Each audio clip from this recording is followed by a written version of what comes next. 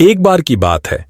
एक बार एक अध्यापक एक संपन्न परिवार के शिष्य के साथ कहीं जा रहे थे, तो उस शिष्य को कुछ मजाक सूझी, क्योंकि उसको रास्ते में किसी गरीब मजदूर के जूते दिखाई दिए। उसने अध्यापक से कहा, गुरुजी, अगर हम इन जूतों को छुपा दें तो कितना मजा आएगा।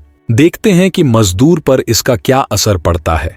अब उसको तो मजाक सूझ रहा था, लेकिन गुरुजी ने कहा कि नहीं, गरीब इंसान के साथ इस तरह का भद्दा मजाक करना ठीक नहीं है। उसने कहा, क्यों ना हम इन जूतों में कुछ सिक्के डाल दें और देखें कि इसका इस गरीब मजदूर पर क्या प्रभाव पड़ता है। उन्होंने ऐसा ही किया। वापस उसने दूसरा पैर अपने जूते में डाला और वापस उसको उसमें कुछ सिक्के दिखाई दिए। अब दोनों जूतों के सिक्कों को उसने अपने हाथों में रखा और प्रभु की तरफ इशारा किया, हे प्रभु, पता नहीं किस भले मानुष ने ये सिक्के मेरे जूतों में छुपाए हैं, लेकिन जिसने भी छुपाए हैं उसको मेरी दुआ है ताकि इन पैसों से मैं अपने बच्चों और पत्नी के लिए कुछ खाना और दवाइयां ला सकूंगा। और इतना बोलकर वह चला गया।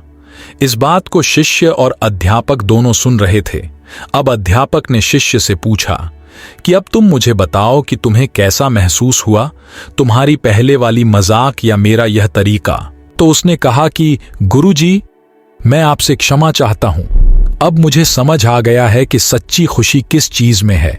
जब हम किसी की मजाक उड़ाते हैं तो हमें कुछ पल का आनंद मिलता है, लेकिन इससे हमें बद्दुआ मिलती है। लेकिन अगर हम किसी की मुश्किल परिस्थिति में मदद करते हैं